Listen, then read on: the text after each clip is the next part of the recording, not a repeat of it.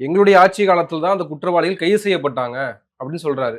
அவருடைய ஆட்சி காலத்தில் தான் புகார் கொடுத்த பொண்ணினுடைய குடும்பத்தார் தாக்கப்பட்டார்கள். இப்ப இதுக்கு அதுக்கு பொறுப்பு யாரு? அதே எடப்பாடி பழனிசாமின்னு சொல்லலாமா?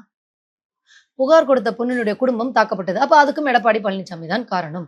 புகார் கொடுத்த பெண்ணினுடைய விவரங்கள் கசிந்தது. அதுக்கும் எடப்பாடி பழனிசாமி தான் காரணம். இந்த குற்றத்தில் அதிமுக காரர்களுடைய பங்கு இருக்குது. அவர்களும் இப்போது தண்டிக்கப்பட்டிருக்கிறார்கள். அருளானந்தம், ஹரோம்பால் அப்படிங்கிறவர். அப்ப அதுக்கும் காரணம் எடப்பாடி பழனிசாமி தான் அப்படின்னு சொல்லிடலாமா?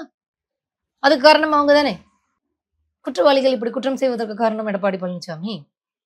எஃப்ஐஆர் பதிவு பண்ண தாமதமானதுக்கு காரணம் எடப்பாடி பழனிசாமி. இல்ல இப்ப அண்ணா பல்கலைக்கழக விவகாரத்துல அந்த பாலியல் குற்றச்சாட்டுல வந்து ஞானசேகரன் வந்து மாசு கூட போட்டோ எடுத்திருக்காரு, நிறைய கட்சி நிர்வாகிகளோட போட்டோ எடுத்திருக்காரு.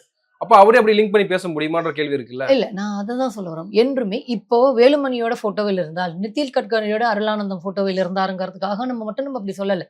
அருளானந்தம் அதிமுகவினுடைய பொள்ளாச்சி ஜெயராமனுக்கு க்ளோஸ் அப்படிங்கிறதுக்காக இருந்ததுக்காக மட்டும் நம்ம சொல்லல. அப்படி வாதம் செய்யும் அளவிற்கு திமுகவினரோ திராவிட இயக்கத்தவர்களோ முட்டாள்கள் கிடையாது. அதிமுகவினர் மாதிரியோ பிஜேபி சங்கிகள் மாதிரியோ முட்டாள்கள் கிடையாது. ஒருத்தர் போட்டோ இருந்தது அப்படிங்கிறதுக்காகவே நம்ம சொல்லல. அதை அதிமுக ஆட்சி எடப்பாடி பழனிசாமி எப்படி அந்த அந்த குற்றத்தை கையாண்டார், அந்த குற்றவாளிகளை கையாண்டார், பாதிக்கப்பட்டவர்களை கையாண்டாருங்கிறத அடிப்படையில தானே நம்ம சொல்றோம். இவர்கள் திமுக வேலுமணியோடையோ நிதின் கட்கரியோட எடப்பாடி பழனிசாமியோ போட்டோ எடுத்ததுனால வந்து அந்த குற்றத்தை வந்து இவர்கள் தான் செய்ய சொன்னார்கள் அப்படிங்கிறதுக்காக நம்ம சொல்லல. எஃப்ஐஆர் பதிவு பண்ண தாமதமானது. புகார் கொடுத்தவர்களுடைய விவரங்கள், பாதிக்கப்பட்ட பெண்ணினுடைய விவரங்கள் ரிலீஸ் ஆச்சு. பர்பஸ்ஃபுல்லா அப்ப போலீஸ் வந்து அந்த பாதிக்கப்பட்ட பெண்ணினுடைய பெயரை சொல்றாரு.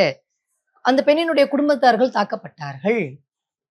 பத்திரிகையாளர்கள் கேள்வி கேட்கும் பொழுது அதிமுக பொள்ளாச்சி ஜெயராமன் மிரட்டினார். இப்படி பல விஷயங்கள் இருக்கு. சிபிஐக்கு மாற்றம் செய்யப்பட்ட பிறகும் டாக்குமெண்ட்ஸ் எல்லாம் கொடுக்காமல் அதுல அதிமுக டிலே பண்ணுச்சு. சிபிஐக்கு மாற்றுங்க, அதிமுக இதுல நியாயமா நடவடிக்கை எடுக்கலன்னு எதிர்கட்சியான திமுக போராடியது. சரிங்க, எதிர்கட்சி தாங்க அப்படி பண்ணியிருக்கோம், எதிர்கட்சி ஆச்சு இல்லையா, அரசியல் பண்ணியிருப்பாங்கன்னு நீங்க ஒருவேளை சொல்லலாம், திங்க் பண்ணக்கூடும். ஆனால் திராவிட இயக்கத்தை சேர்ந்த வழக்கறிஞர்கள், பெண் வழக்கறிஞர்கள், பொதுவான பெண் வழக்கறிஞர்கள் 5 பேர் சேர்ந்து கேஸ் போட்டிருக்காங்க. அப்ப இந்த பொள்ளாச்சி இஷ்யூ நடந்த பொழுது அதிமுக ஆட்சியும் காவல்துறையும் இந்த வழக்கில் மெத்தன போக்கை கடைபிடிக்கிறது. எஃபெக்டிவா இந்த புகாரை இந்த புகாருக்கு விசாரணையை மேற்கொள்ளல அப்படின்னு திமுகவை சேர்ந்த பெண்கள் அல்ல, வழக்கறிஞர்கள், திராவிட இயக்கத்தை சேர்ந்த பெண்கள் தன்னிச்சையாக வழக்கு தொடுத்தார்கள்.